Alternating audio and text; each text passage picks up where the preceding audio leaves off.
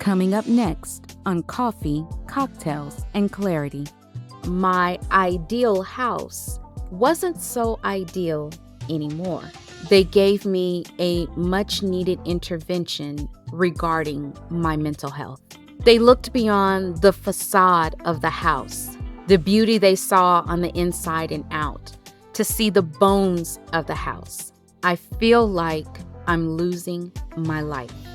I was on the verge of a cliff that I may go over and have great difficulty coming back from, if I even could.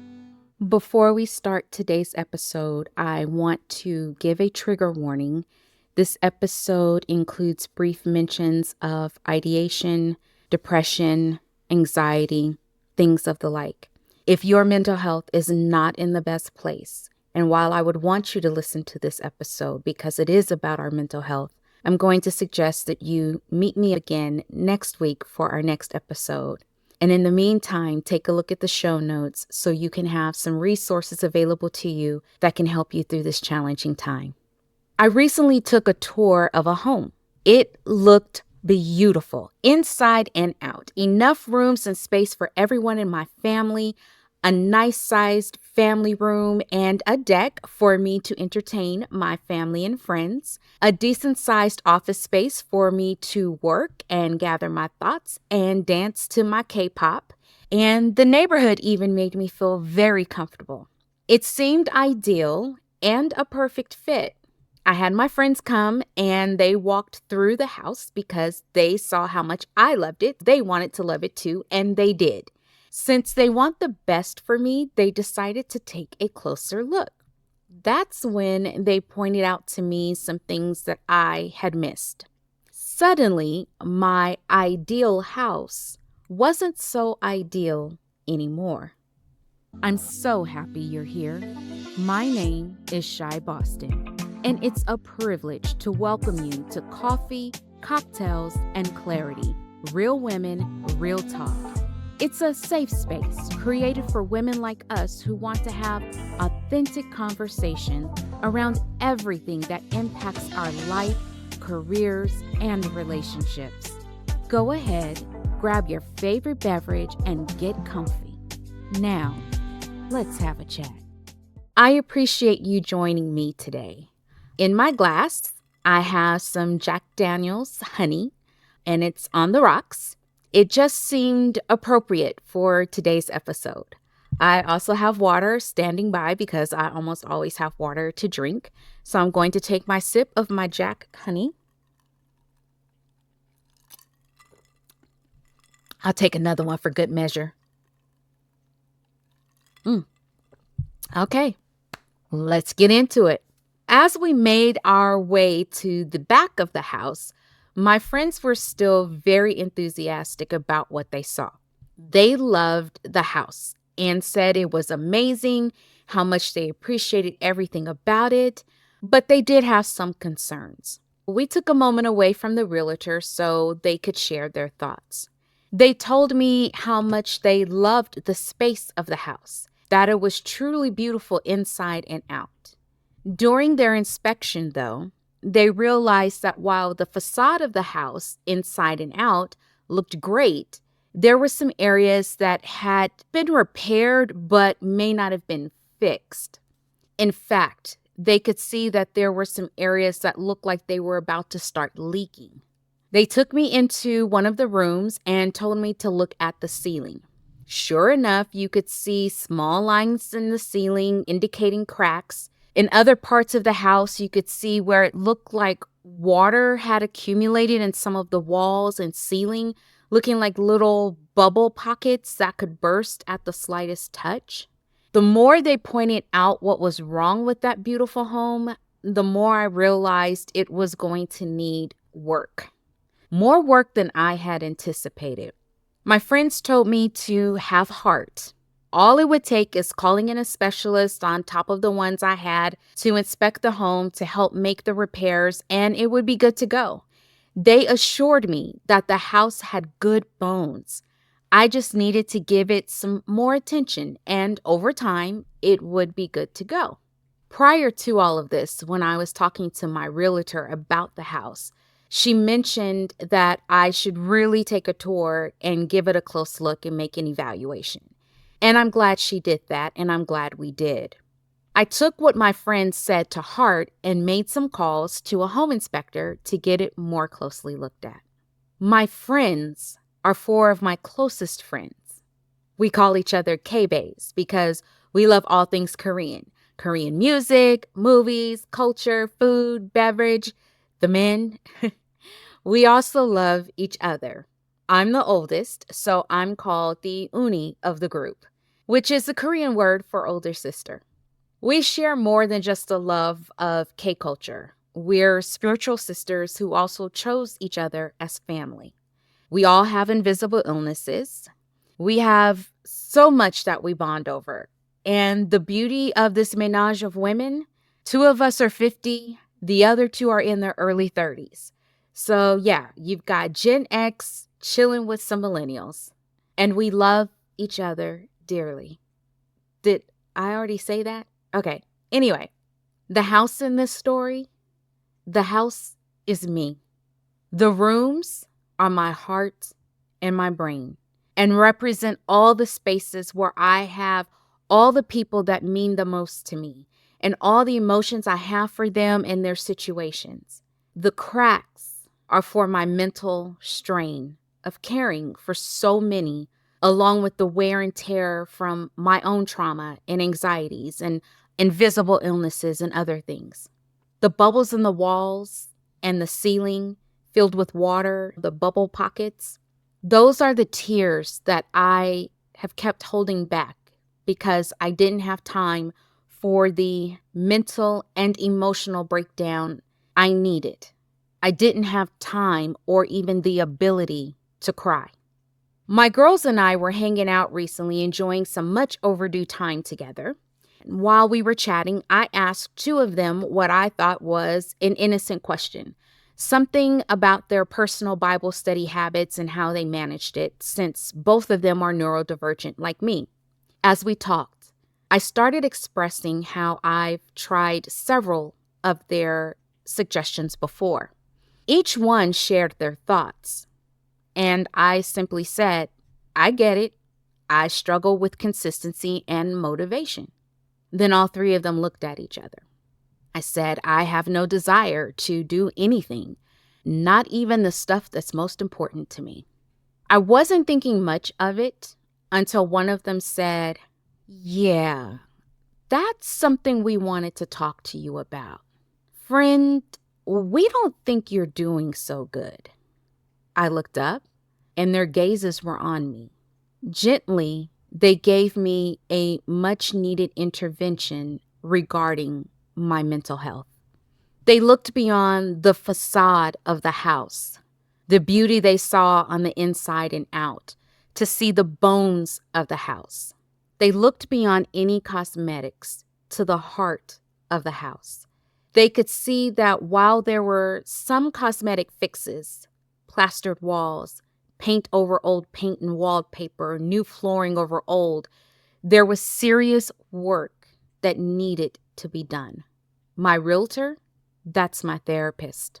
She mentioned to me some months back that she wanted me to review my year, to really look back on it, but in a way that's different from how most of us usually do it. She said, pretend you're doing a tour of a home. Walk through each room slowly. Make notes about the home, like a timeline, and write it down. I had done that, but I didn't circle back until my friends did their intervention and expressed their concerns. They helped me walk through my house and pointed out things I had missed along the way. In comparing their mental notes to the ones I had written down from my own, and then also others I had stored in my head but hadn't quite gotten out yet, I can tell that my house was not in order. This is about real women and real talk, right? Well, here's the real and raw about Shy and her 2023-2024 year. I was, and still am, a hot mess. Now, that has nothing to do with my professional knowledge and skills because those are on point. But shy the person?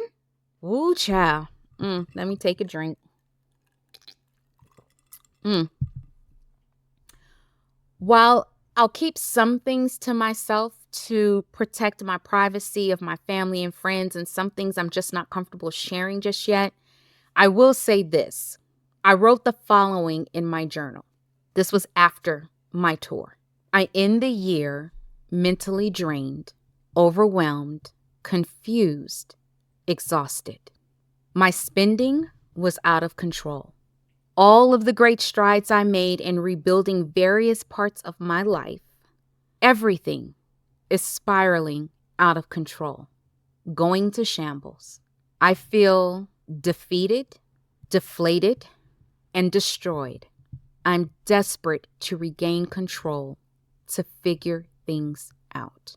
Then I read something that stopped me in my tracks, but it was exactly what my friend said was their chief concern. And it read, I feel like I'm losing my life. My friends felt I was on the verge of a cliff that I may go over and have great difficulty coming back from, if I even could.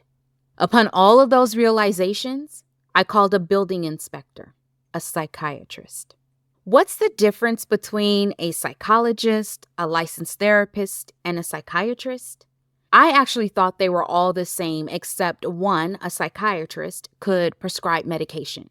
It's a little deeper than that. But to keep it simple, a licensed therapist, and there are different types, helps patients to manage their mental health through various forms of talk therapy and psychotherapy.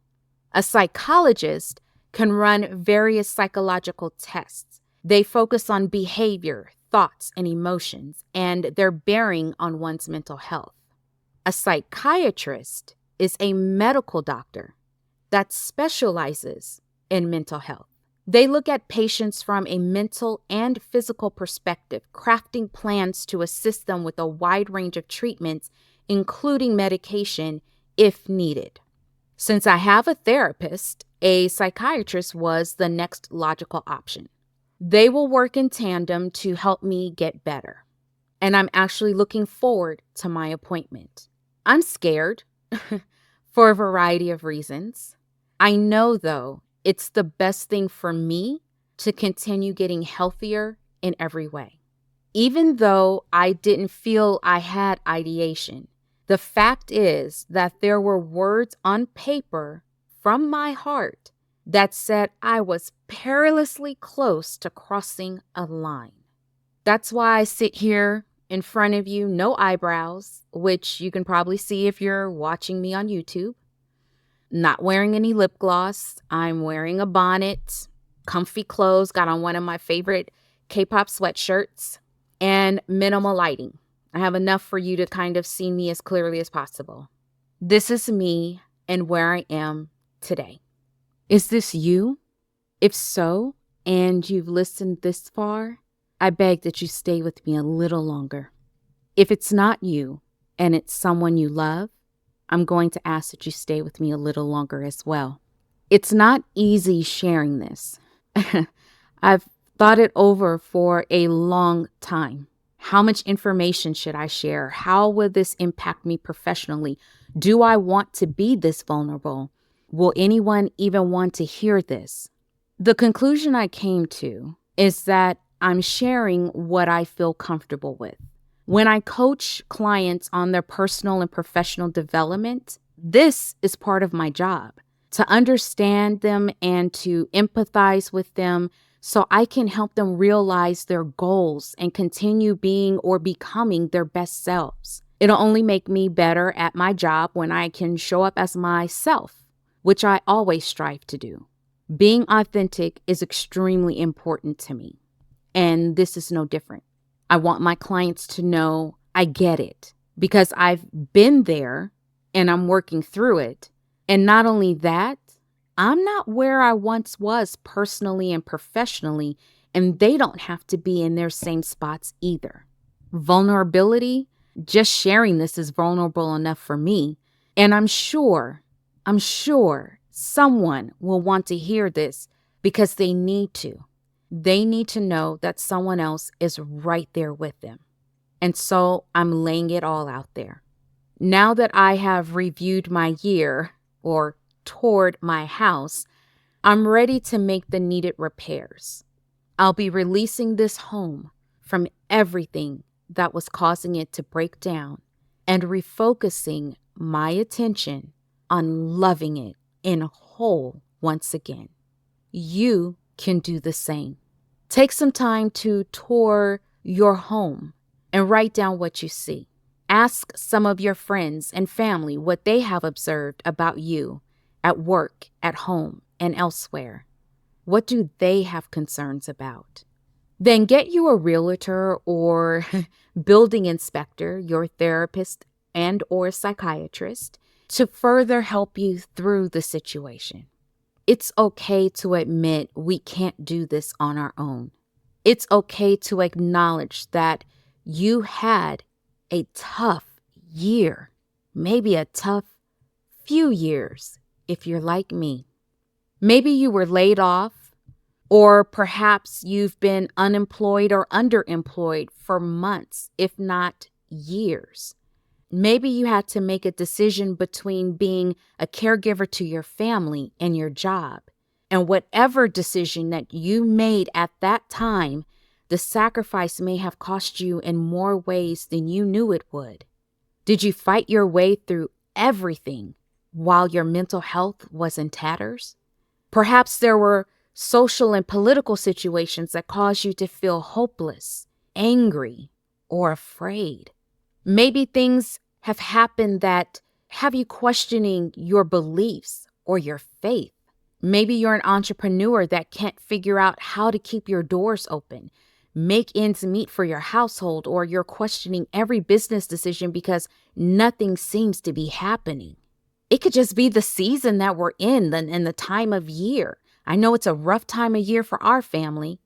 Whatever it is, it's okay to acknowledge that you've had a tough time and need some help.